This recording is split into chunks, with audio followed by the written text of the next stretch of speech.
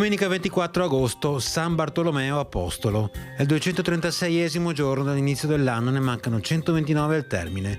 Il sole sorge alle 6:22, tramonta alle 20:03.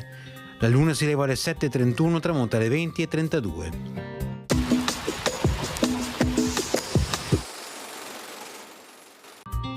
Dall'alto del campanile di San Marco, Galileo Galilei prova il cannocchiale che egli ha appena scoperto. I senatori veneti fanno a gara nel chiedere spiegazioni sull'uso dello strumento. Non si stancano di guardare attraverso le lenti, si meravigliano di vedere così da vicino Chioggia, Treviso, Conegliano e altri paesi. Più tardi, recatosi in Palazzo Ducale, lo scienziato farà atto di donazione a Venezia del primo cannocchiale.